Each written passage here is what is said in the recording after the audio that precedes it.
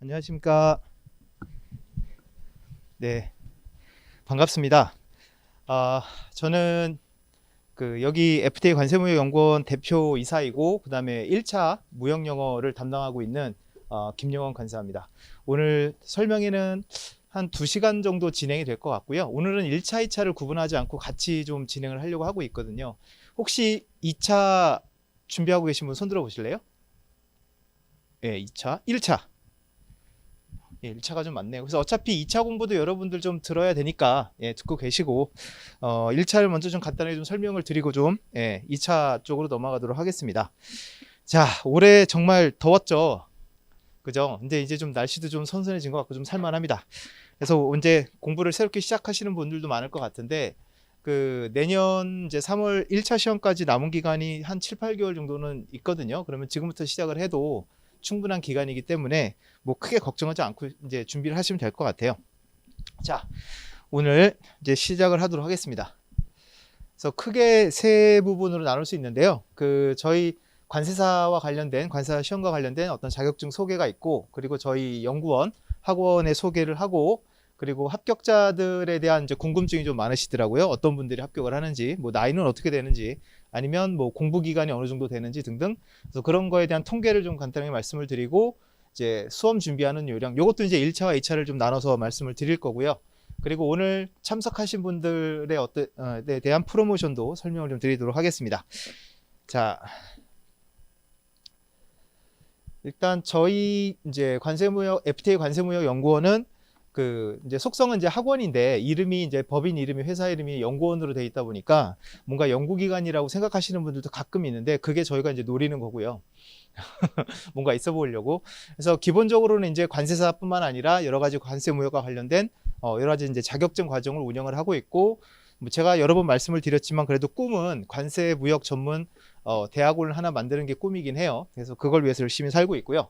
자, 그래서 저희는 지금 뭐 여기엔 없지만 시중에 관세사 학원이 몇 군데가 있긴 합니다. 몇 군데가 있긴 한데 관세사에 이제 모든 거를 집중을 하고 있고 전문적으로 가르치는 학원은 뭐 저희가 거의 유일하다고 생각을 하고, 점유율도 거의 제가 볼 때는 좀 보수적으로 보면 한 70%좀 많이 보면 한 80% 정도는 저희가 이제 점유를 하고 있다고 생각을 좀 하고 있습니다.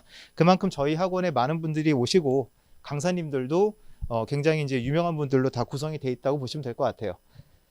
그래서 저희가 2013년도에 개원을 했고, 그래서 2014년도부터 합격자를 배출하기 시작을 했는데, 뭐 90명 중에 이제 78명이 저희 학원 이제 출신이고, 이제 모의고사 2차 모의고사예요. 그래서 2차 모의고사에서도 64명이 이제 저희 학원 출신들이 합격을 했고, 그래서 이런 이제 배출 실적이 계속 나오고 있습니다.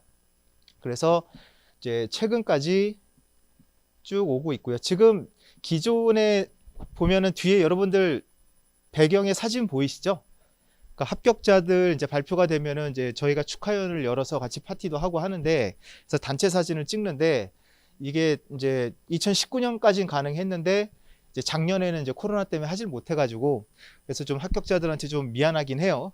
그래서 작년 같은 경우 많이 들으셨겠지만 합격자가 원래 90명 정도로 배출이 되다가 작년에는 갑자기 149명이 이제 배출이 됐고, 그리고 이제 그 중에서 저희 학원 출신이 이제 148명이 나왔습니다. 자, 여러분들 뭐 내후년에는 이 명단에 같이 좀 들어와 있으면 좋을 것 같습니다. 요거는 넘어가도록 하고요. 자, 그다음에 이제 관세사에 관련해서 간단히 좀 말씀을 드릴 건데, 관세사 위에 조그맣게 써 있어 안 보이실 때 잠깐 읽어드리면, 자, 관세사란 무역 및 통관 분야의 전문 지식을 가진 자에게 국가가 시험을 거쳐서 부여하는 자격을 말한다. 이렇게 되어 있습니다. 그래서 국가가 부여하는 자격이라고 이렇게 되어 있는데, 혹시 무역학과 계신가요? 국제통상이나 무역학과 전공. 전공이세요? 어, 그 국제무역사 자격증 있어요? 없어요?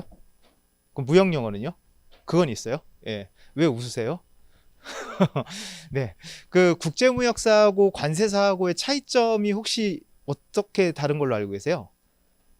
국무사, 무역영어 검정시험 뭐 이런 것도 이제 무역과 관련된 자격증이라고 우리가 얘기를 하는데, 관세사랑은 어떻게 다를까요? 여러분들 혹시 아시나요? 뭐 그냥 시험이 어렵다? 아니면 돈을 더 많이 번다? 뭐 이런 차이? 음. 그 우리가 보통 얘기하는 8대 국가 자격이라는 게 있죠. 들으면 다 아는, 그죠? 변호사부터 해서 변리사, 회계사, 세무사, 뭐 법무사 등등등등. 거기에 이제 관세사도 들어간단 말이죠. 그런 사람들을 우리가 8대 전문 자격이라고 얘기를 하는데, 그 8대 전문 국가 자격은 이제 법률에 의해서 국가가 그 사람들만 할 수 있는 업무를 딱 정해준 거예요. 다른 말로 하면 이거를 면허라고 하기도 하고, 법률에서는 다 비슷한 용어들이에요. 특허라고 하기도 해요. 그러니까 예를 들어 의사가 아닌 분들이, 그 의사 자격이 없는 분들이 의료 행위를 하다 걸리면 어떻게 되죠?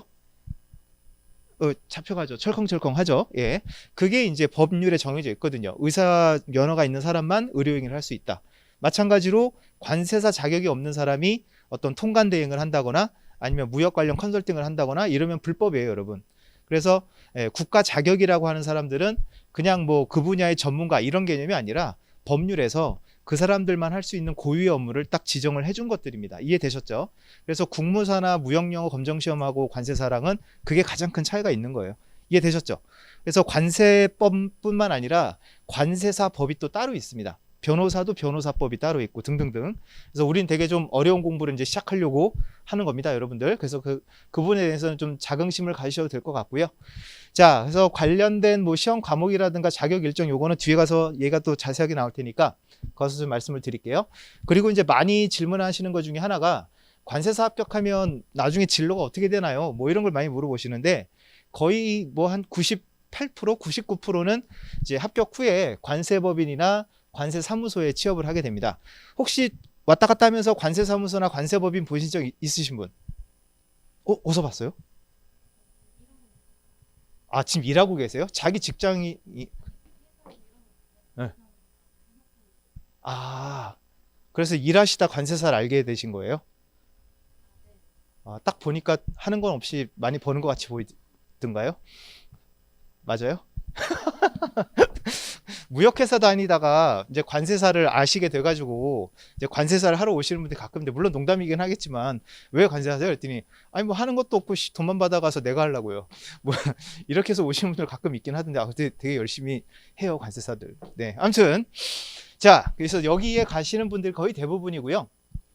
그 다음에 이제 물류취급법인, 통관취급법인이라고 이렇게 되어 있는데 통관취급법인이라는 건 이제 관세법에 있는 용어고 여러분들은 뭐 종합물류기업 정도로 생각하시면 될 것 같아요. 그러니까 큰 어떤 국제 배송까지 다 하는 업체들, 뭐 CJ, 뭐 대한통운이라든가 아니면 특송업체들 여러분 다 알죠. 페덱스라든가 DHL이라든가 그 다음에 또 현대자동차를 주로 운송하는 업체 있죠. 현대글로비스라든가 그 다음에 삼성은 어디가 있죠? 어허. 예. 그 다음에 뭐 LG는 판토스라든가 그 담당하고 있는 그 큰 업체들이 있어요. 그런 업체들도 자기들이 운송하는 물품을 직접 통관하는 게 업무상 편하거든요. 근데 그러려면 누구를 반드시 채용해야 된다? 예, 관세사를 반드시 채용하게 돼 있습니다. 그래서 그런 부분에도 이제 가는 분들이 있고, 그 다음에 이제 수출입 대기업 쪽으로 가시는 분들도 또 계시고요. 근데 신규 관세사들을 원하는 건 아니고, 수출입 대기업에서는 보통 이제 어느 정도 경력이 있는 관세사를 원하기 때문에 대부분 이제 시작은 이쪽에 법인이나 사무소에 일을 하시다가, 그리고 이제 일하는 와중에 이제 알게 되게 되면 이제 몰래 스카우트 제의가 들어오는 경우가 좀 많아요. 주로 이제 대기업이 많고, 그럼 이제 그쪽으로 가시는 분들도 있고, 그리고 이제 공무원 쪽으로 가시는 분들도 좀 있는 것 같아요. 그래서 관세사 자격이 있으면 공무원 시험 볼 때 가산점이 5점이나 있습니다. 이거 되게 큰 거잖아요, 공무원 시험에서는. 그래서 공무원으로 가시는 분들도 있고, 근데 전 개인적으로 공부하는 걸 별로 안 좋아해가지고 관세사 시험도 어려웠는데 공무원 시험 준비를 또 한다고 그러면 저는 끔찍한데 가는 분들이 좀 가끔 있어요. 그 다음에 법무법인에서도 관세사를 뽑는 경우가 아주 가끔 좀 있습니다. 아주 가끔. 네. 그리고 이제 회계법인에서도 이제 여러 가지 심사 업무라든가 컨설팅 업무를 위해서 관세사를 또 채용하고 있기도 하고요. 그래서 합격한 후에 진로가 어떻게 되냐, 취업은 잘 되냐, 뭐 이런 질문들을 많이 하시는데 저는 이제 드리는 말씀이 일단 붙기나 해라. 붙고 나서 걱정해도 된다. 그리고 작년 같은 경우 아까 말씀드렸다시피 한꺼번에 좀 많이 배출됐죠. 149명이나 나왔고 그다음에 작년에는 지금도 계속되고 있긴 하지만 지금 상황이 일반적인 상황이 아니잖아요. 코로나 때문에 약간 이제 그 작년에 합격하신 분들이 이제 취업되는 시기가 조금씩 딜레이가 되긴 했는데 지금 얘기 들어보니까 뭐 거의 다 되신 것 같긴 해요. 지금은. 아무튼 빨리 이 시국이 좀 지나갔으면 좋겠습니다. 자, 그리고 이제 관세사와 관련해 가지고 향후 전망을 물어보시는 분들도 있긴 한데, 사실 뭐 제가 미래를 볼 수 있는 눈이 있는 건 아니어 가지고 뭐라 말씀드리기 힘들지만, 그 한국고용정보원이라고 이제 고용노동부 산하 연구기관이 있고, 여기서 이제 2년에 한 번씩 보고서를 내요. 그래서 어떤 직종별로 향후 전망이 어떠냐 이게 계속 나오는데, 관세사 같은 경우는 뭐 앞으로 수요가 다소 증가할 것이다라고 이제 전망을 계속 내고 있고요. 그 다음에 뭐 긍정적인 측면으로는 뭐 원산지 표시 증명, 뭐 원산지라는 건 여러분들 다 들어봤겠지만 FTA에서 원산지는 되게 중요합니다. 무역학과가 얘기해 줄 수 있나요? 그런 거 시키지 마요. 예, 알았어요.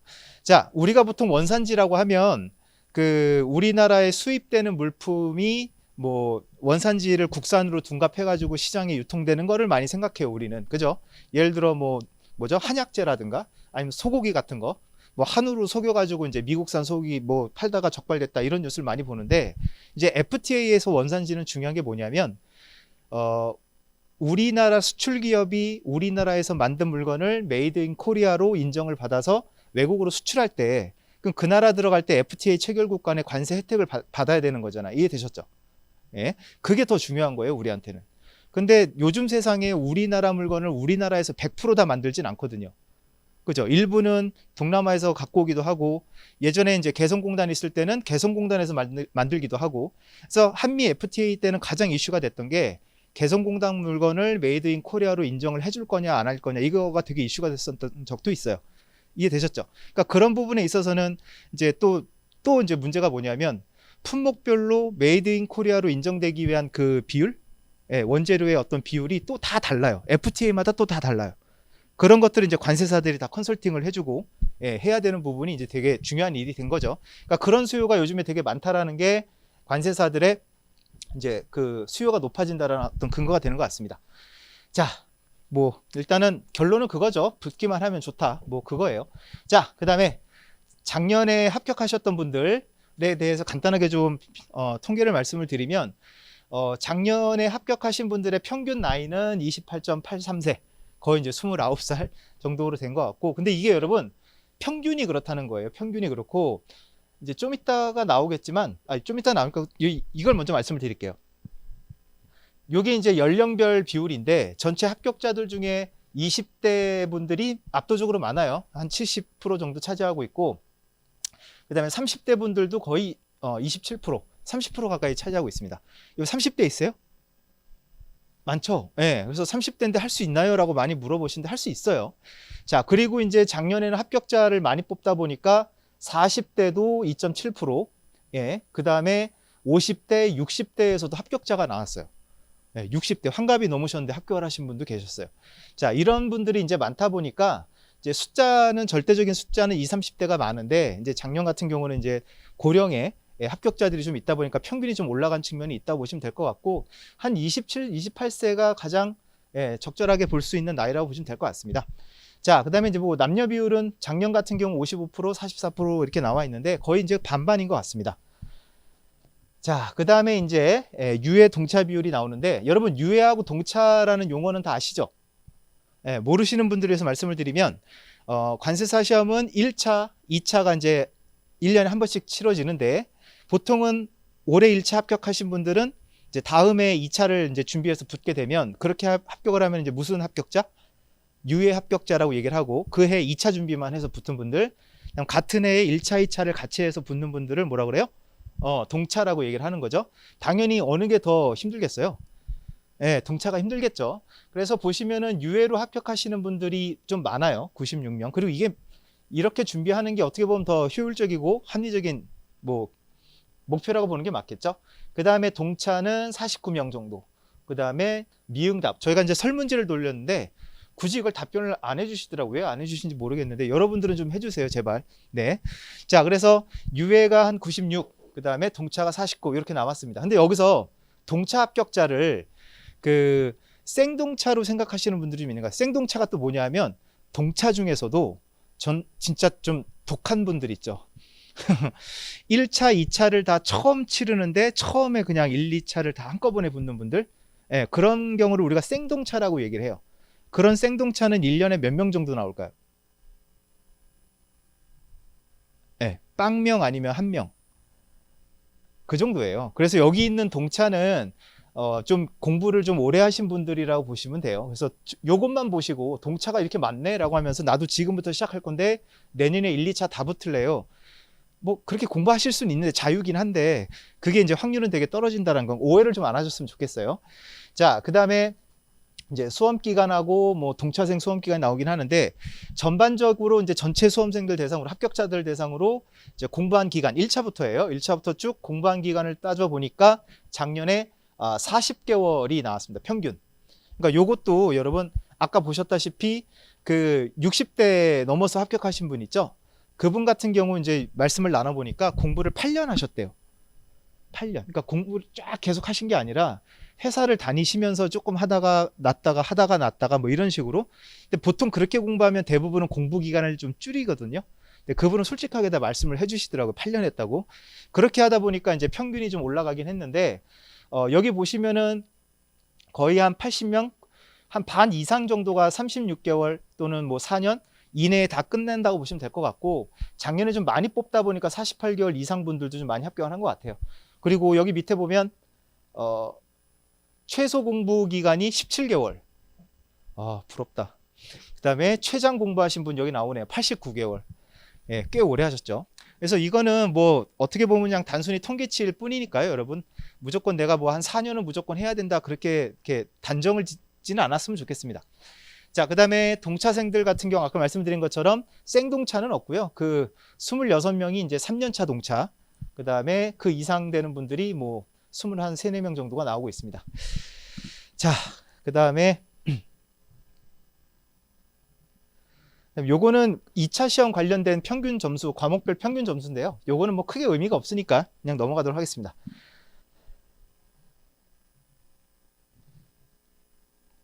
그리고 요거는 이제 출신 학교를 저희가 통계를 냈는데 매년 계속 바뀌는 것 같아요. 1등은. 근데 1등은 작년 같은 경우 한국 외대에서 10명이나 배출이 됐습니다. 외대 있나요? 외대? 아, 외대예요? 네. 선배들의 위협을 계속 이어가실 수 있죠? 네. 저희 지금 강사님 중에도 외대 출신이 2분이나 계세요. 예, 2분 계시고. 자, 그 다음에 인하대가 작년에 9명이나 배출을 했습니다. 그 다음에 중앙대, 건국대, 그 다음에 중앙대가 8명, 건국대가 7명, 서강대 7명. 맞나? 아, 6명. 숭실대, 고대 뭐 이렇게 쭉 나오네요. 근데 상위 10개 학교는 거의 비슷한 것 같아요. 약간 이렇게 왔다 갔다 엎치락뒤치락 하긴 하는데 아무래도 좀 공부를 많이 하고 많이 노출되고 그다음에 무역학과가 있는 학교들은 교수님께서 또 말씀도 하고 또 학생들한테 또 소개도 해주고 하시니까 많이들 좀 이제 준비를 하시는 것 같아요. 자, 넘어가도록 하겠습니다. 자, 그다음에 연도별 수험 인원, 그다음에 합격자 현황인데 그 가장 관세사 시험 응시생이 많았던 때가 한 2015년, 16년이에요. 그땐 거의 4,000명에 육박할 정도로 1차 응시인원이 되게 많았거든요. 자, 그런데 그게 조금씩 줄면서 지금 2021년 작년에는 1차 응시자가 2,593명 정도가 됐고, 그 다음에 이제 근데 사실 좀 노쇼가 좀 많아요. 2,600명 가까이 이제 접수를 했는데 시험장에 나타난 분들은 거의 뭐 600명이 빠진 2,000명 정도만 시험장에 왔고 그 중에 이제 559명이 합격을 했습니다. 그래서 1차 합격률은 한 27% 정도라 보시면 되는데 원래는 1차 합격률이 30%가 넘었었어요. 좀 쉬웠거든요. 그리고 1차는 절대평가인 거 다 아시죠? 근데 이제 1차도 점점점 어려워지고 있습니다. 최근에. 그래서 합격률이 이제 27% 정도로 좀 내려가고 있고 가끔 이제 인터넷이나 이런 데 보면 1차 한 3개월만 해도 돼요. 뭐 이런 말을 하는 사람들이 있어요. 예, 멱살을 잡고 아구창을 한 대 때리세요. 헛소리 하지 말라고. 요즘 그렇게 공부했다 큰일 납니다, 여러분들. 진짜로. 네. 자, 그 다음에 이제 2차 시험이 문제예요. 관세사 1차는 절대평가고 거의 30% 가까이는 합격을 하는 시험인데 그렇게 많이 뽑다 보니까 이제 2차는 좀 한정적으로 뽑아요. 작년은 약간 예외적이라고 볼 수 있을 것 같고 원래는 90명 정도로 2차 최종 합격자를 뽑는데 그러다 보니까 2차에 사람이 몰리다 보니까 거의 10대 1 가까이 하기도 하고 뭐 올해도 만약에 90명을 뽑는다고 가정한다면 올해도 한 8대 1 정도가 될 것 같아요. 2차 경쟁률이. 그래서 이제 수험 기간이 늘어나는 이유가 2차 때문에 그렇습니다. 사실은. 1차야 뭐 그렇게 크게 오래 걸리진 않을 것 같은데 자, 지금 그런 상황인 것 같고요.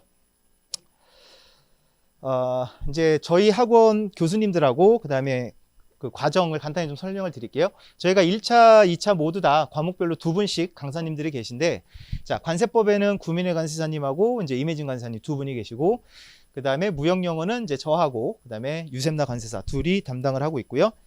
자, 그리고 회계학하고 내국 소비세를 유지원 회계사가 담당을 하고 있고, 그 다음에 회계학 선생님 중에 김성수 세무사님, 그 다음에 내국 소비세의 또 이경신 세무사님, 이렇게 해서 두 분씩 담당을 하고 있습니다. 그래서 지금 이제 1차를 접수하려고 하시는 분들은 제일 먼저 과목에서 그 선생님을 먼저 선택을 하셔야 돼요. 하셔가지고 이제 그분에 맞는 이제 스케줄, 시간표에 따라서 이제 수업을 들으시면 되겠습니다. 저한테 추천해 달라고는 하지 마세요. 저는 중립을 지켜야 되기 때문에 저는 절대 말씀을 드릴 수가 없습니다. 샘플 강의나 뭐 이런 걸 보시고 판단을 하시는 방법밖에 없어요. 자, 1차 시험 과목은 크게 4과목입니다. 그래서 관세법 1교시에, 그리고 이제 무역영어, 그래서 두 과목을 이제 1교시에 80분 동안 이제 보게 되고 각 시험별로 40문제씩 출제가 됩니다. 그래서 평균적으로 보면 한 문제당 몇 분이에요? 한 문제당 1분 안에 풀면 되는데 이 시간이 어떨까요? 되게 좀 여유가 있을까요? 아니면 모자랄까요? 부족할까요? 네, 많이 부족합니다. 많이 부족합니다. 그나마 1교시는 괜찮습니다. 1교시는 그나마 괜찮고 1교시가 끝나면 이제 중간에 쉬는 시간이 있잖아요. 그러면 이제 학생들이 아직 살아 있어요. 입이. 그래서 화장실이나 이런 데 가서 야야 뭐 관세법 몇 번이야. 나 2번 썼는데 뭐 그런 말들이 있잖아요. 시험 끝나고 나오는 막 시끌시끌해요. 근데 이제 흔히 말하는 2교시에 뭐가 있어요? 이제 회계학이라고 하는 이제 헬이 있기 때문에, 지옥이 있기 때문에, 그 회계학은, 관세사 시험의 회계학은 쉽지 않습니다. 일단 세무사까지는 아니지만 거의 세무사 뺨을 칠 정도로 좀 어려운 수준이에요. 그래서 공부 기간을 좀 여유 있게 잡아야 되는데, 아까 말씀을 드렸던 인터넷에 돌아다니는 잘못된 정보로 1차 공부 되게 짧게 해도 된다 라는 소문 때문에 뭐 3개월 4개월만 하면 되겠지라고 생각하고 왔다가는 대부분 이제 뭐 때문에 망하는 거예요. 회계학은 그게 안 돼요, 여러분. 세무사나 회계사는 1차 시험도 되게 1년씩 준비를 쫙쫙 하잖아요. 회계학 되게 어렵거든요. 근데 우리 또 대부분 다 문과시죠. 우리 숫자 되게 혐오하잖아요. 그죠? 수학, 그죠? 예. 저도 수학을 못해서 전 경제학과인데, 저도 수학을 잘 못해가지고 문과를 갔는데, 대학 들어가면서 이제 저는 수학하고는 이제 빠이 짜이찐이다 생각했는데, 주변에서 아무도 얘기를 안 해줬어요. 경제학과 가면 수학한다는 걸. 예. 그래서 대학 들어갔더니 막 경제, 수학, 통계학 나와서, 그래서 군대 갔어요. 예, 세상은 나한테 너무 가혹하다 막 이러면서 군대 갔는데, 군대 가기 전에는 수학 관련 과목들이 전필이었다가 제대하니까 전선으로 바뀌어 있더라고요. 그래서 전 졸업할 수 있었어요. 정말 저는 복 받은 사람인 것 같아요. 아무튼 회계학이 굉장히 어렵기 때문에 이거 되게 쉽게 생각하고 3, 4개월만 공부하면 된다 그렇게 생각하면 안 돼요. 물론 학교에서 경영학과라든가 아니면 회계학과라든가 해서 회계학을 좀 베이스를 탄탄히 갖고 계신 분은 상관없겠지만 일반적인 분들은 좀 힘듭니다. 자, 그래서 2교시가 끝나면 보통 회계학을 적게는 10문제, 많으면 한 20문제까지도 문제도 못 보고 그냥 한 문제로 밀어요. 무슨 말인지 아시겠죠? 네. 그래서 시험 보고 나와도 자기가 합격했는지 못했는지 몰라요. 왜냐하면 그날 내 기분에 따라서 2번을 밀었냐 3번으로 밀었냐 이거에 따라서 이게 합불이 정해지기 때문에. 왜냐하면 합격자들도 회계학 점수가 40점, 42.5점 막 이래요. 떨어지는 사람도 37.5점, 꽈락인 거죠. 그러니까 그게 한두 문제 차이로 회계학에서 갈리는 경우가 너무 많아가지고 지금부터 회계학 공부 좀 열심히 하실 것을 좀 강력하게 좀 권장을 합니다. 무슨 이해되셨죠? 네. 이렇게 시험 망치고 나왔는데 시기적으로 3월 말 4월 초라 딱 시험 끝나고 나오면 벚꽃이 막 흐드러지게 피어 있어요. 여러분 그거 아세요? 여의도에서 시험 많이 봐요. 벚꽃 막 있고요. 바로 옆에 한강도 있어요. 되게 우울해요. 시험 망치고 나오면 막 이러면서. 자, 아무튼 그렇습니다.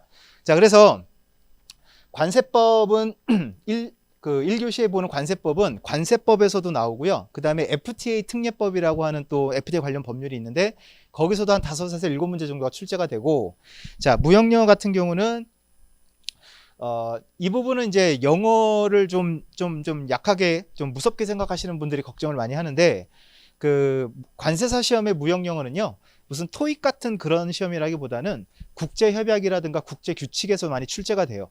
그 얘기는 무슨 말이냐? 시험 범위가 있어요. 무슨 말인지 아시겠죠? 시험 범위가 있는 영어 시험이에요. 근데 시험 범위가 좀 많아요.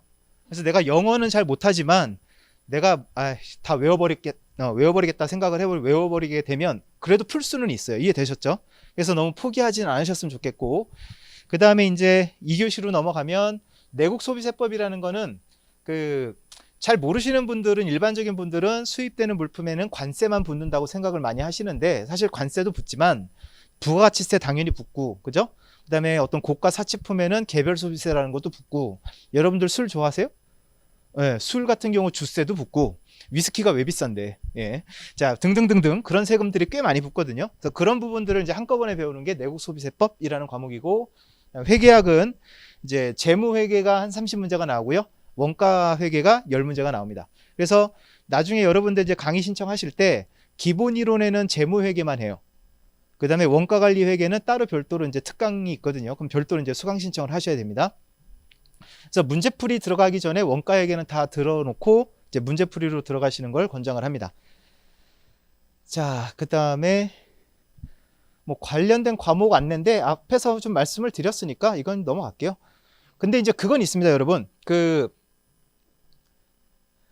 1차 시험은 어떻게 하면 합격이에요? 몇 점을 넘겨야 돼요?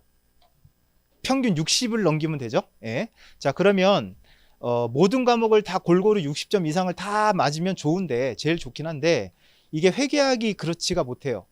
예를 들어 회계학을 40점대를 내가 맞았다라고 한다면 그 점수를 올려줄 과목이 필요하죠. 그 과목은 주로 어떤 과목이? 관세법이 그걸 맡아줘야 돼요.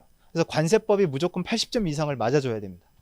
이해되셨죠? 그렇게 전략을 좀 가셔야 되고, 그 다음에 무역영어하고 내국소비세법은 서로에게 폐가 되지 않는 각자 도생. 무슨 말인지 이해되셨죠? 예. 그 두 과목 중에 한 과목 망해버리면 진짜 끝나요. 만회해줄 과목이 없거든요. 그래서 둘 다 안정적으로 60점 이상은 나와야 되는데 그렇게는 할 수 있어요. 네. 자, 요거는 그냥 넘어가도록 하겠습니다. 그래서 올해 2021년 1차 시험 통계를 간단히 말씀을 드리면, 뭐 아까도 잠깐 말씀드렸지만 뭐 2,593명이 이제 접수를 했고, 이제 합격은 559명이 합격을 했어요. 그래서 합격률은 27.7%고, 자, 1교시에는 2,013명, 그다음에 2교시에는 1,996명. 이 말은 무슨 말이죠? 1교시 끝나고 17명이 집에 갔어요. 에이씨 하고 그냥 집에 갔어요. 가도 돼요, 여러분. 누가 뭐라 안 해요. 예. 자, 그다음에 보시면은 여기 빨간색으로 되어 있습니다. 이 빨간색으로 된 게 뭐냐? 자, 응시자 1,996명 중에 평균 점수가 37.76이에요. 그래서 꽈락 회계학 40점이 못 넘긴 분들이 1,087명, 54%. 그래서 1차 시험 떨어지는 분들 중에 대다수가 어떻게 떨어진다? 회계학 40점을 못 넘겨서 떨어져요. 이거는 여러분 공부를 안 해서가 아니에요. 공부를 해도 이래요. 예, 그러니까 3, 4개월 갖고는 좀 부족하고 좀 길게 5개월, 6개월 이상 좀 공부를 하실 것을 추천을 합니다. 자, 뭐 그렇고요. 자, 그 다음에 전체적으로 저희 학원의 커리큘럼에 대해서 좀 설명을 좀 드리려고 해요. 지금 이제 공부를 시작하시려고 하시는 분들도 있고, 뭐 마음속으로 나는 실강을 듣고 싶다, 뭐 이런 분들도 있을 텐데, 이게 좀, 이거를 잘 이해를 못하고 계시면 이게 약간 꼬일 수가 있습니다, 스텝이. 일단 1차부터 말씀을 드리면, 1차는 기본 이론이 이제 3번 개강을 해요. 2달 단위로 돌아가요. 이건 실강 기준입니다. 그래서 5월, 6월 달에 기본 이론 개강하고, 7, 8월 달에 하고, 지금 이제 하고 있죠. 그리고 9월, 10월 달에는 안타깝게도 기본 이론이 없어요. 없고 플러스 특강이라고 해가지고 일종의 심화 과정이 지금 진행이 돼요. 그리고 11월 달에 다시 기본 이론 있고 11월 달에 다시가 아니고 11월 달부터 이제 문제풀이가 개강을 하고요. 그리고 3월 달에 모의고사가 있을 거고 이제 1, 2월 달에 OX 특강이라고 해서 뭐 마지막 최종 정리 뭐 이런 특강이 이렇게 있다고 보시면 될 것 같습니다. 그래서 좀 이따가 말씀을 드리겠지만 지금 내가 공부를 시작을 하려고 하는데 1차를 무조건 나는 실강을 듣고 싶다 라고 하시는 분들도 있을 거 아니에요. 근데 9월 달에는 실강이 없다 보니까 그러면 뭐 11월까지 기다린다, 이거는 말도 안 되는 거고요. 일단 여러분들 9월 10월 달은 어쩔 수 없이 기본 이론은 인강으로 시작을 하셔야 돼요. 그래서 빨리 들으시고 뭐 11월부터 시작되는 뭐 문제풀이부터 올라타시든가 아니면은 뭐 지금 8월 중순인가요? 한 달 만에 몰아보시는 분들도 계시더라고요. 그것도 능력인 것 같아요. 미드도 아니고 어떻게 몰아보지 강의를. 예, 양이 어마어마한데 한 20일 만에 몰아보시고 오시는 분들이 있어요. 그렇게 해서 쫙 들은 다음에 이제 플러스 특강이라고 하는 거 한 중간 정도? 그러니까 앞부분 진도 나간 것도 인강을 열어 드리거든요. 그거를 빨리 보고 이제 실강의 진도에 맞게끔 오시는 경우도 있을 수 있고, 아무튼 그런 방법으로 지금 가야 되는 방법밖에 없습니다. 지금. 예. 그리고 이제 9월, 10월 달에는 원가 관리 회계가 이제 개강을 할 거고요. 아무튼 그렇습니다. 그리고 이제 여기 보시면은 단기 합격반이라고 해가지고 이론 문풀 이렇게 되어 있는데 1월 달에 공부를 시작하게 됐대요. 상황상. 그리고 자기는 무조건 오프라인을 들어야겠대요. 그런 분들이 되게 많아요. 예. 속으로는 전 그렇게 생각하죠. 아, 진상 진짜. 예. 1월 달에 왔는데 예, 처음인데 실강을 난 무조건 들어야겠고 합격도 하고 싶대요. 전 어떡하죠? 막 이렇게 얘기를 해요.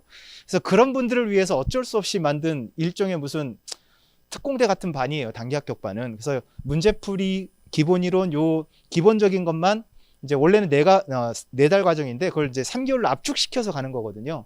그러니까 이 과정을 나는 기다렸다 들어야지라고 생각하시면 돼요? 안 돼요?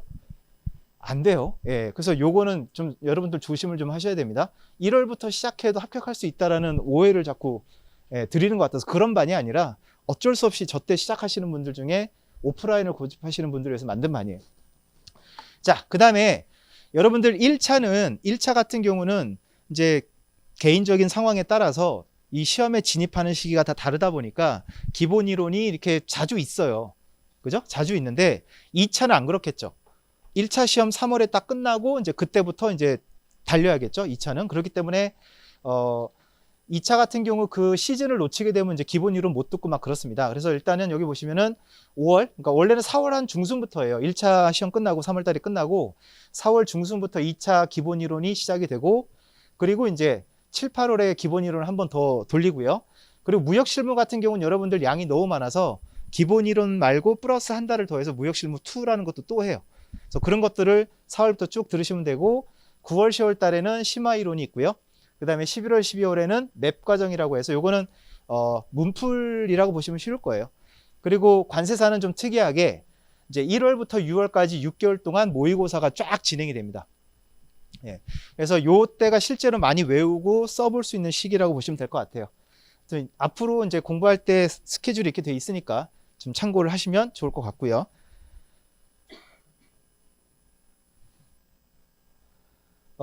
자, 이제 1차를 위한 이제 요약을 좀 말씀을 드리면 일단 여러분들 그 기본적으로 기본서는 어느 정도로 좀 한 2회독 내지는 3회독까지는 좀 하시는 걸 권해요.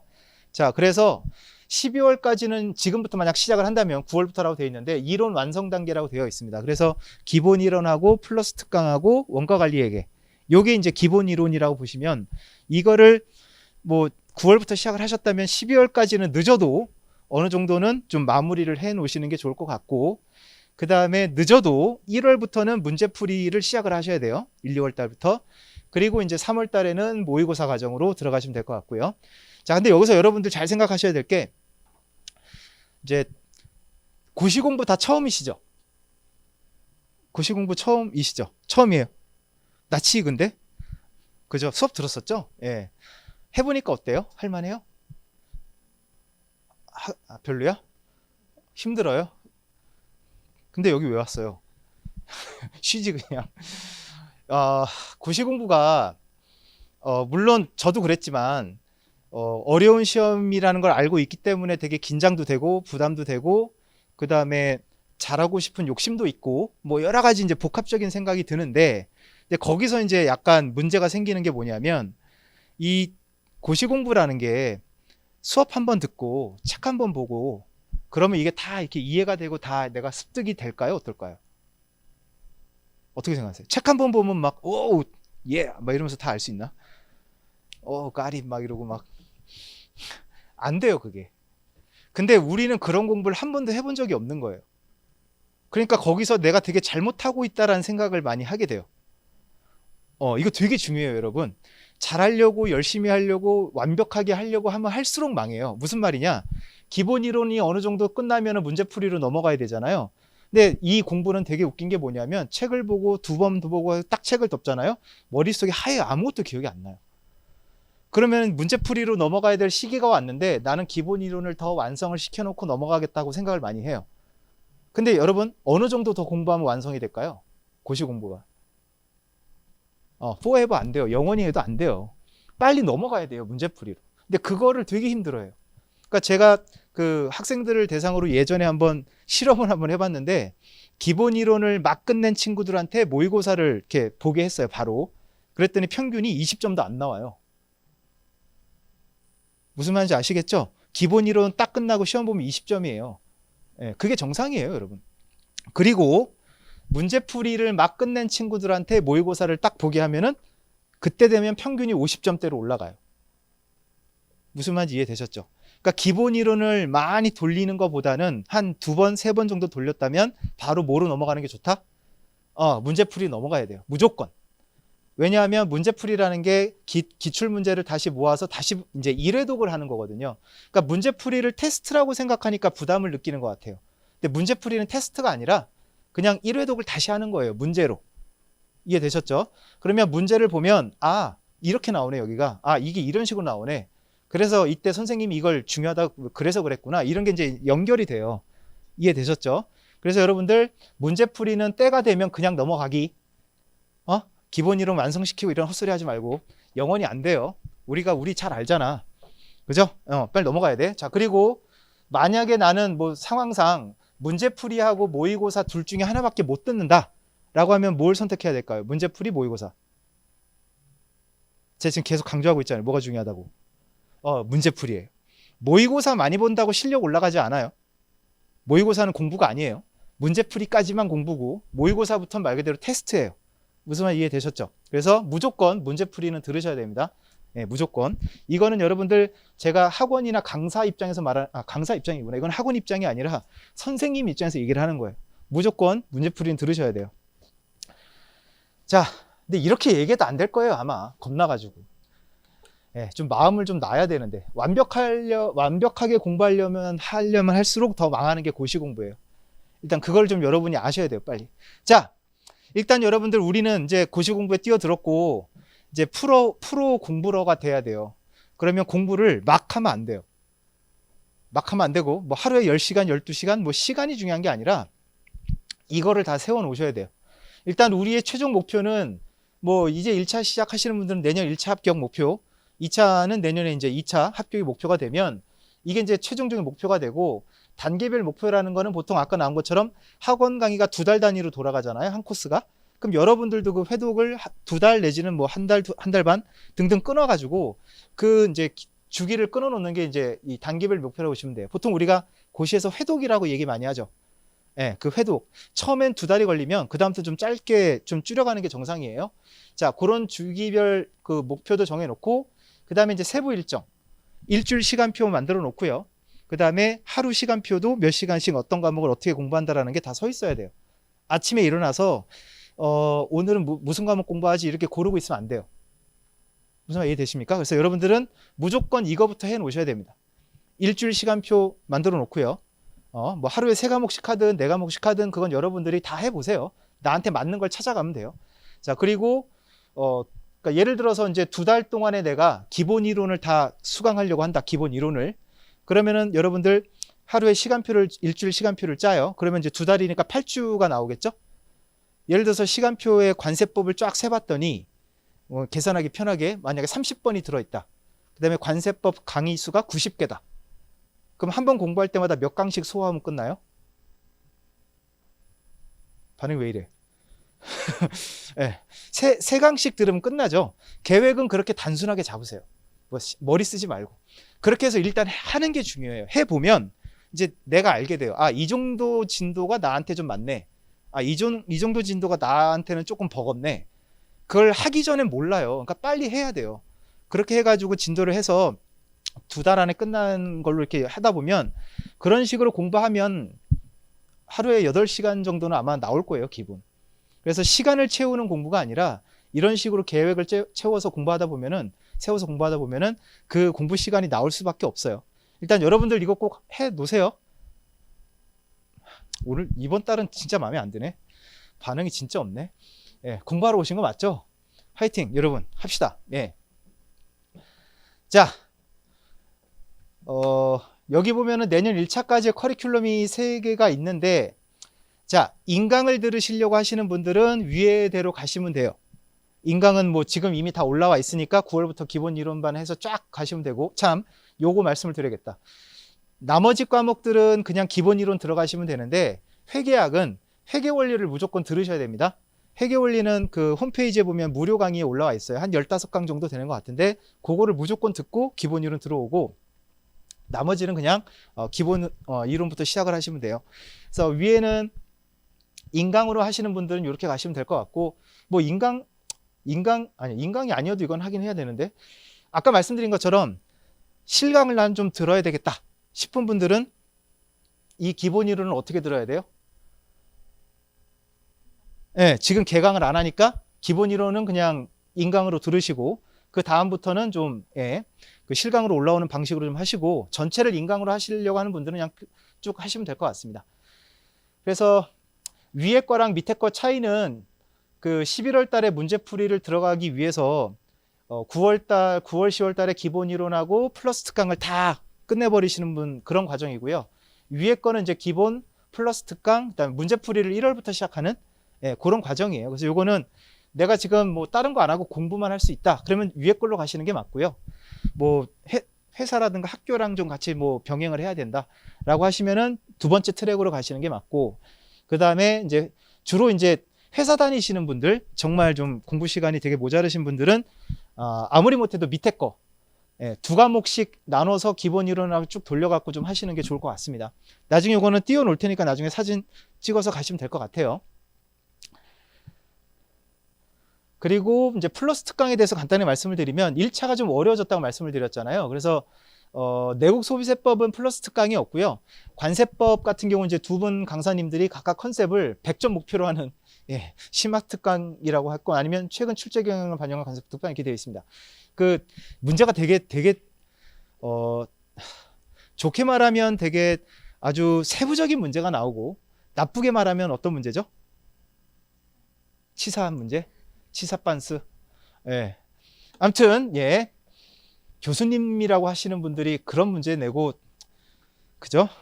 잠이 잘 오시나 모르겠어요. 자, 아무튼 그렇고, 무역영어 같은 경우는 아까도 말씀드린 것처럼 국제협약에서 많이 나온다고 했는데, 다행인 건 그 수많은 협약 중에 3대 협약이라고 해가지고 그 협약에서 거의 한 40에서 50%가 몰려서 나오거든요. 그 중요한 협약은 기본 시간에 다 해요. 근데 이제 요즘에는 그 외의 협약에서도 비중이 나머지 한 60% 가까이 돼서 그 협약들을 이제 그 플러스 특강 때 할 거고요. 회계학 같은 경우는 이건 뭐 강의 뭐 해도 끝이 없으니까 여러 가지 특강을 이제 하실 것 같습니다. 자, 이제 2차로 넘어가겠습니다. 2차는 저희가 1차 같은 경우는 과목별로 선생님을 선택을 하는 건데, 2차는 이제 팀을 골라야 돼요. 팀을 골라서 팀이 이제 두 팀이 계세요. 그래서 F1 팀, 원래 이제 우리 학원에서 강의하셨던 분들이고, 이제 임혜진 관세사가 관세법, 그 다음에 조천희 관세사님이 관세율표와 상품학, 그 다음에 김병수 관세사님이 관세평가. 과목 이름도 생소하신 분들은 좀 있겠네요. 처음 보시는 분들은. 근데 관세사 업무를 하면서 정말 밀접한 과목들은 다 2차에 있다고 보시면 될 것 같아요. HS도 그렇고, 뭐 평가도 그렇고. 자, 그 다음에 이제 무역 실무 같은 경우, 이제 보통 이제 시중에서는 최브라더스라고 알려져 있는 최건수 관세사하고 최지순 관세사, 이 둘이 이제 있어요. 그래서 둘이 선택을 좀 하시면 됩니다. 최브라더스라고 하는 이유가 둘이 학교 선후배예요. 그래서 그래요. 자, 그 다음에 올해부터 이제 저희가 이제 영입을 한 분들인데, 그 원래 다른 학원에 계시던 분들인데 저희가 이제 영입을 모셨어요. 그래서 F2 팀이라고 하고요. 그래서 관세법은 이제 판청원 관세사님이 계시고, 베트남 쪽에서 사업을 좀 크게 하시는, 가끔 오실 때 짝퉁 옷 이렇게 갖다 주시더라고요. 너무 관세사도 그런 거 사요. 그럴 수 있지 왜? 자, 그 다음에 근데 베트남 너무 좋은 것 같아요.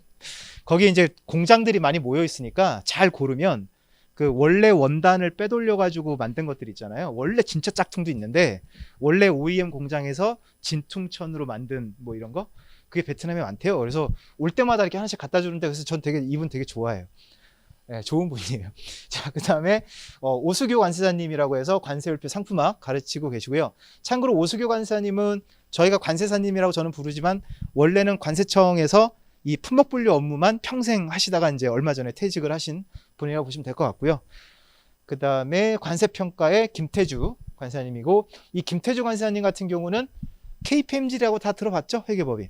네, 거기서 이제 관세 쪽 분야 얼마 전에 대표가 되셨다고 들었는데 되게 바쁘세요. 네. 그 다음에 김용승 관세사 무역실무 이렇게 되어 있습니다. 자, 그래서 2차 시험 과목은 지금 다 4개 말씀을 드렸다시피 관세법은 1차에도 있고 2차에도 있습니다. 그 다음에 관세율표 상품학, 관세평가, 무역실무. 보시면 알겠지만 1차는 2교시면 끝났죠. 근데 2차는 지금 몇 교시 동안 시험을 보나요? 예. 80분씩 4교시예요. 그래서 2교시 끝나면 점심시간이 있고요. 그래서 도시락을 싸가도 되고 밖에 나올 수도 있습니다. 그래서 나와서 뭐 식당을 이용하셔도 되고 다 돼요.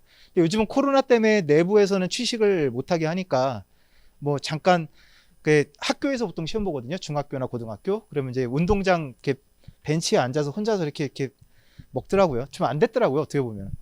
자, 그래서 2차 시험은 우리가 알고 있는 것처럼 서술형, 예, 서술, 뭐 논술까지는 아니고 서술 시험이고, 요즘에는 약간 좀 단답형으로 물어보는 그런 문제도 많아지고 있긴 한데, 이게 앞으로 계속 갈지는 좀 모르겠습니다. 그래서 여기 보면 22줄 16페이지라고 되어 있거든요.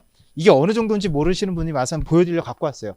이게 보통 이제 제공이 되는 이제 답안지? 예, 답안지인데, 보시면은 여기에 이제 연습지라고 해가지고 빈 종이를 몇 장을 이렇게 줘요. 이거의 용도는 좀 더 말씀을 드릴 거고, 그래서 여기 보시면은 요 줄이 이제 22줄씩 된 이게 몇 장이 있대요? 몇 페이지가 있대요? 16페이지. 되게 많죠. 여러분들 중간 기말 때 그 한 장짜리 이렇게 나오는 거 앞뒤를 꽉꽉 채워요?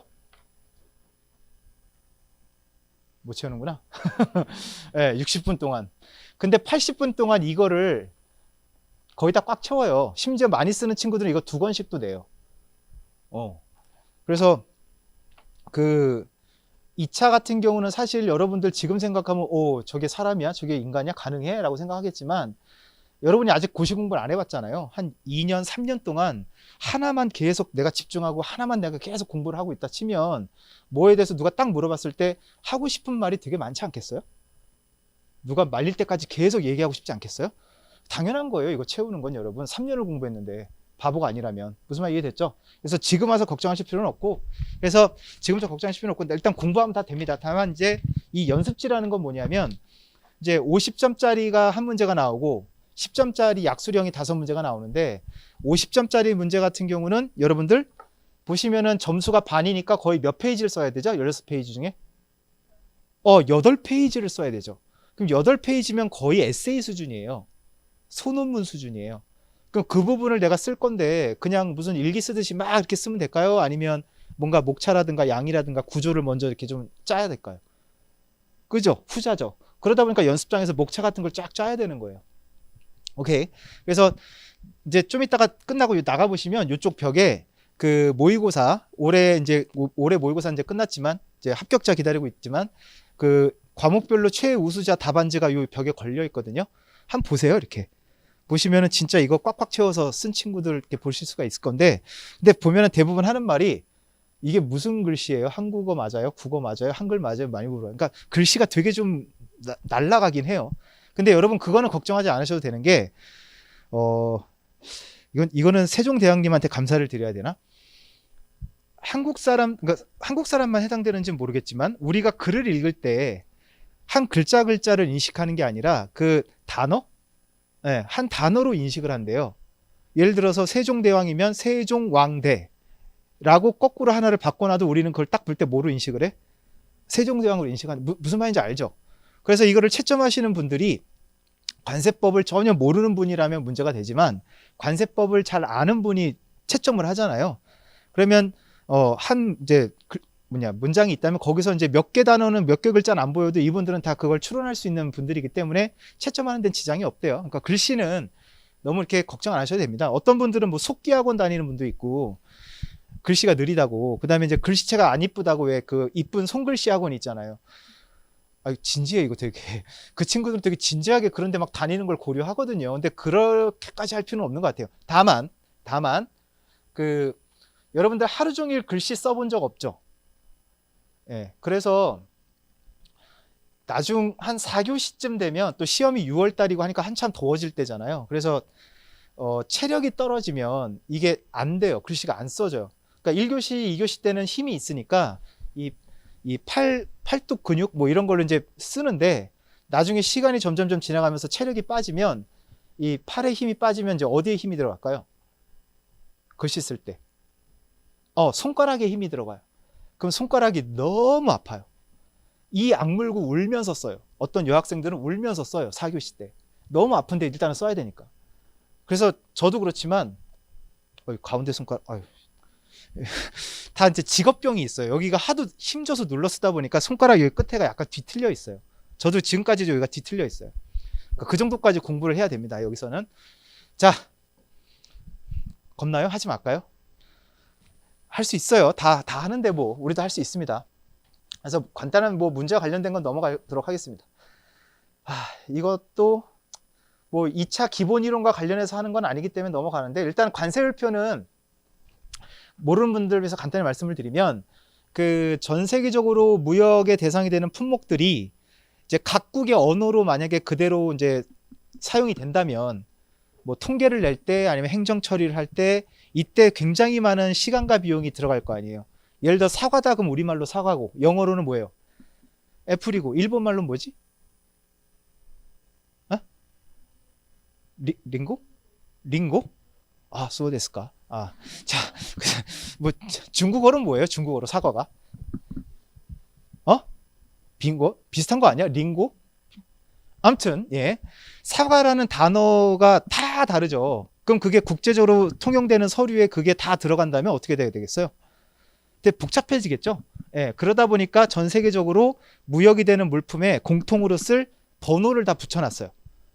예, 그래서 이제는 여러분들이 나중에 관세사가 되면, 여러분이 관세사가 됐을 때 어떤 분이 와서 관세사님 이거 레이저 포인터 수입하려고 하는데 이거 뭐 통관은 어떻게 해야 되고 관세는 얼마예요? 이렇게 물어볼 거 아니에요.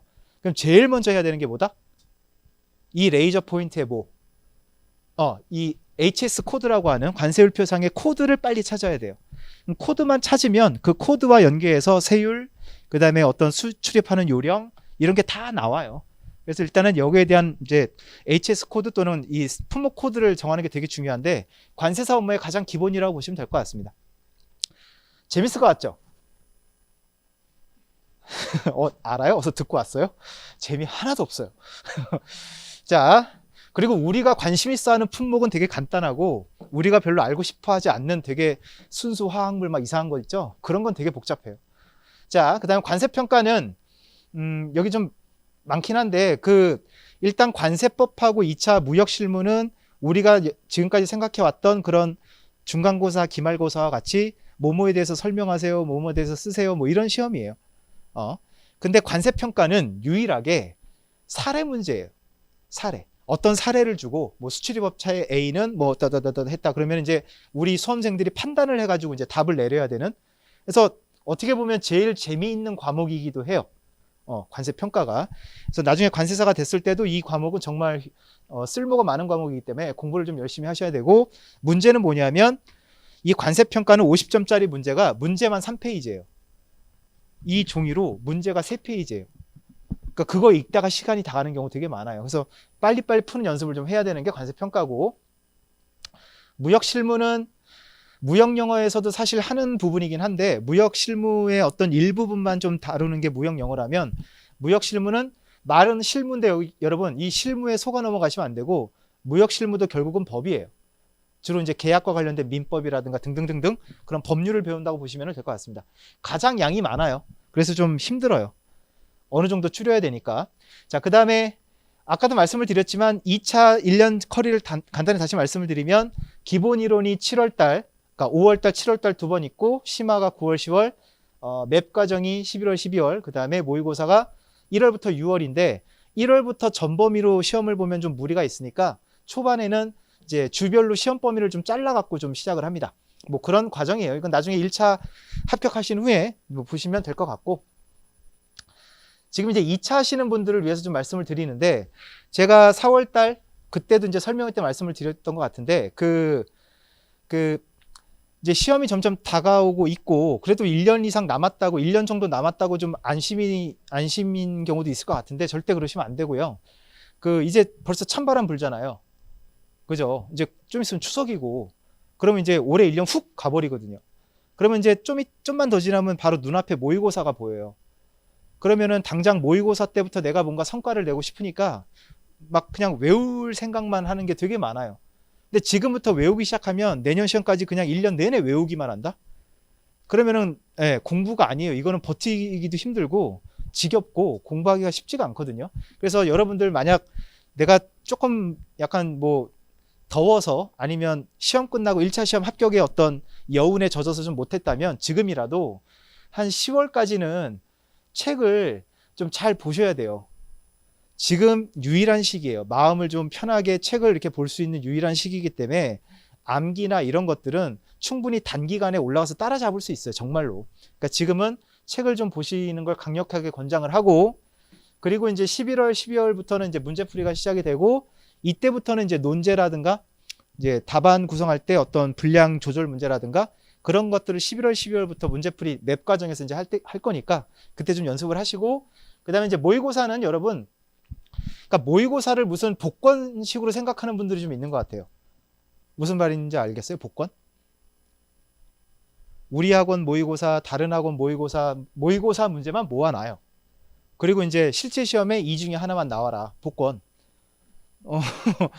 모의고사를 그런 복권식으로 접근하면 안 돼요. 그리고 그렇게 안 나와요, 여러분. 무슨 말 이해돼요? 시험 주관하는 곳에서 모의고사 정도는 어느 정도 파악을 하고 있기 때문에 비슷한 거 안 나와요. 뭐 비슷할 수는 있겠지만 똑같은 건 안 나와요. 그리고 전체 4과목 중에 한두 문제가 이렇게 나온다고 해서 내 합격에 영향이 있는 것도 아니기 때문에 일단은 그런 식의 어떤 운에 맡기는 공부가 아니라 모의고사 때는 여러분이 해야 될 게 뭐냐면 이 시간 배분 있죠. 그런 연습을 좀 많이 해야 되고, 여러분 그런 게 있을 수 있어요. 대부분은 50점짜리 문제가 되게 중요하다고 생각을 해요. 그래서 50점짜리 문제만 열심히 준비를 했는데, 만약에 50점짜리 문제가 예상과 달리 어떤 특정 과목, 고춧가루 과목이 분명히 있어요. 내가 전혀 생각도 못한 문제가 50점이 나왔다 쳐봐요. 그럼 어떡할 거예요? 저 시험 볼 때는 욕을 하고 박차고 나가는 아저씨도 있었어요. 저 시험 볼 땐 2차 시험도 절대평가였거든요. 그래서 매년 합격자가 왔다 갔다 했어요. 근데 50점짜리 문제를, 요즘에는 문제가 적힌 종이를 배포를 하는데, 저는 죄송한데 99년도에 2차 시험을 봤어요. 좀 오래됐어요. 99년도에. 99년생. 없어? 그 이후에요, 다? 이전도 있겠지. 아무튼 99년도에 시험 볼 때는요, 시험 감독관 선생님이 시험 문제가 적힌 종이를 들고 와서 이 문제를 칠판에 썼어요. 과거 시험처럼. 그때 이 소리 있죠. 뭐 이렇게 문 1 해가지고 이렇게 쓰잖아요. 이 소리가 심장을 막 치는 거예요. 왜냐면 무슨 문제가 나오는지 이런 거 보고 있거든요. 출발하려고. 근데 관세법상 보면 문제가 딱 나왔어요. 그러니까 이제 저는 이제 목차를 잡아야 되니까 목차를 이렇게 하고 있는데 저쪽에서 죄송해요. 씨발! 그러더니 팡 치더니 책상 해가지고 가버리더라고요. 저도 그때 시험 볼 때 25, 26 막 이랬어요. 그러니까 그냥 뭐 이랬는데, 거기서 세상은 무서운 곳이구나, 사회는. 그리고 저분들은 정말 목숨 걸고 공부하는 분들이구나라는 걸 처음 느꼈어요. 처음에 이제 1차 시험 보고 2차 보러 갔을 때, 그때 이제 약간 관람차 간 건데, 그때 그래서 그런 걸 보면서 많이 느꼈던 것 같아요. 아무튼 여러분들, 이거는 모의고사 때 그런 거 연습을 좀 해야 돼요. 포기를 하면 안 되고, 일단 이 문제가 어떤 취지일까를 좀 생각을 해서 끝까지 이거는 좀 생각을 하고 포기를 하면 안 되거든요. 그런데 50점짜리가 만약에 그렇게 모르는 게 나왔다. 그럼 어떻게 해야 돼? 1번 그 아저씨처럼 박차고 간다. 2번 운다. 엄마한테 전화한다. 3번. 그 다음 4번 10점부터 푼다. 그지 4번이지. 그런 연습을 모의고사 때 해야 돼요. 50점짜리 모르겠네. 그럼 일단 8페이지 남겨놓고 그 다음 10점짜리부터 쓰기 시작하는 거죠. 근데 사람이, 저도 그랬거든요. 4과목 중에 한 과목은 분명히 그런 문제가 있어요. 50점짜리가 전혀 기대 못했던 게 나와요. 그러면 10점짜리를 먼저 쓰고 있어요.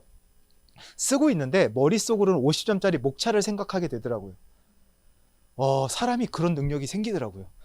진짜로. 그래서 여러분들 그런 연습들을 모의고사 때 좀 많이 해 놓으셔야 됩니다. 정말로. 예. 자, 일단은 2차 공부하시는 분들 다시 한번 말씀을 드리지만 공부는 순서가 있어요. 기본서도 제대로 못 본 상태에서 뭐 문제풀이, 암기 사실 별 의미 없어요. 예를 들어 HS도 내가 주규정을 가슴에 딱 손을 얹고 내가 이걸 다 이해를 하고 있나? 라고 했을 때 대부분 다 갸우뚱하는 게 대부분일걸?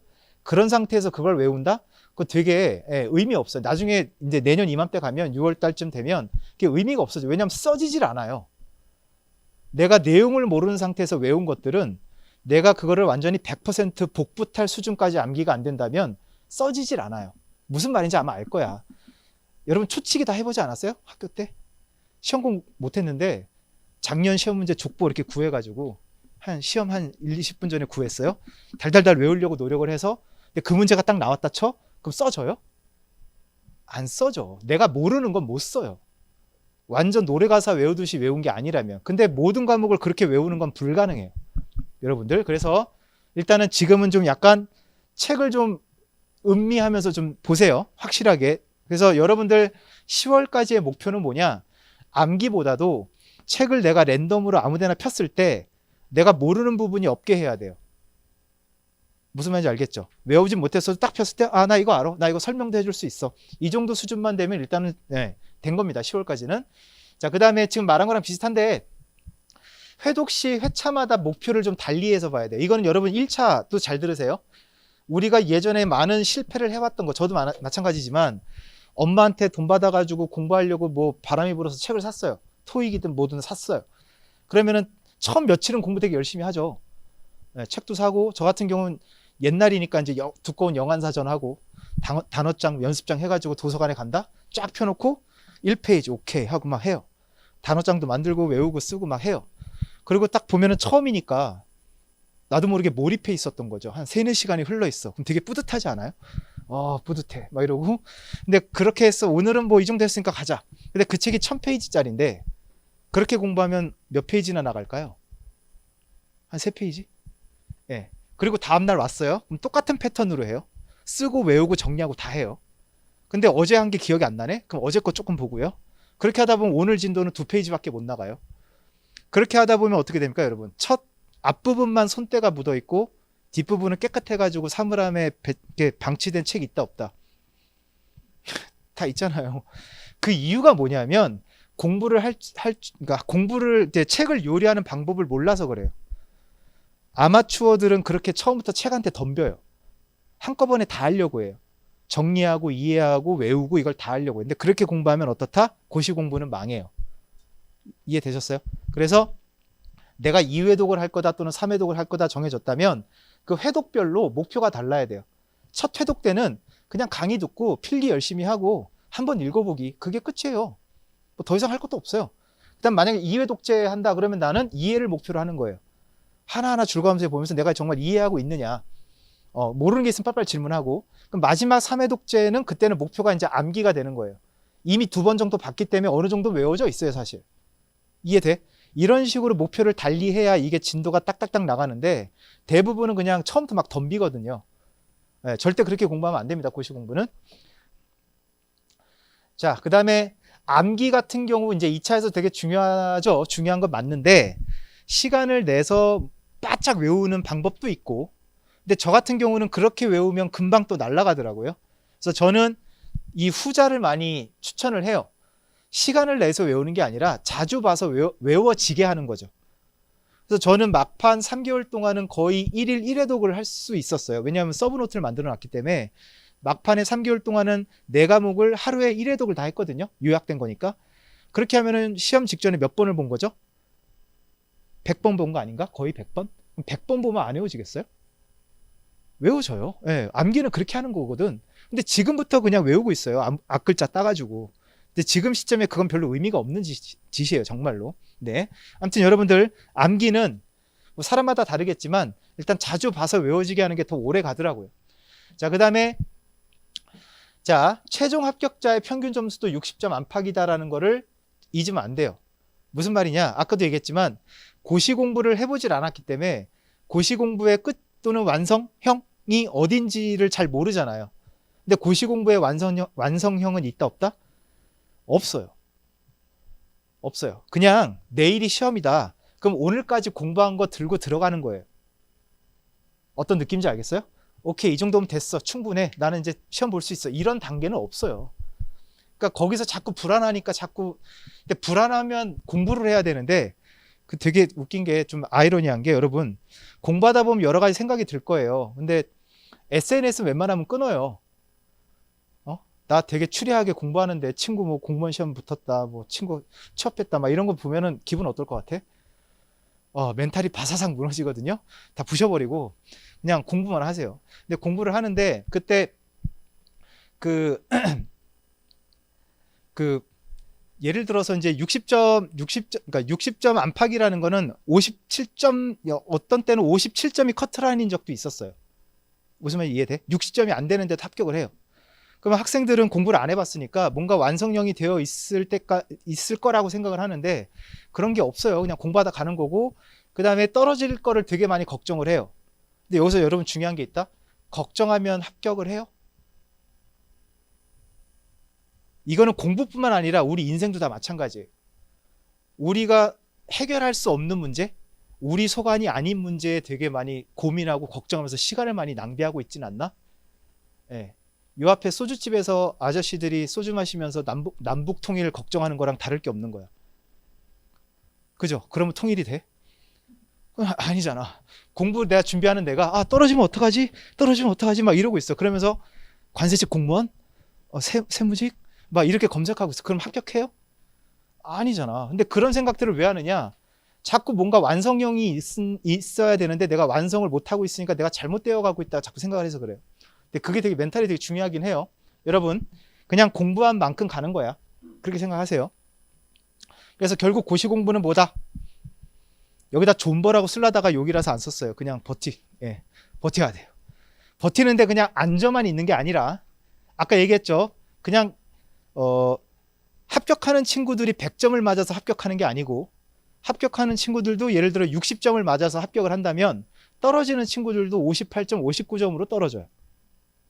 무슨 말 이해돼? 그럼 합격한 친구가 얘네보다 더 많이 알아서? 아니에요. 예를 들어 지금 몇 시죠? 4시. 공부하다 보면 유달리 공부 안 되는 날이 있어요. 그죠?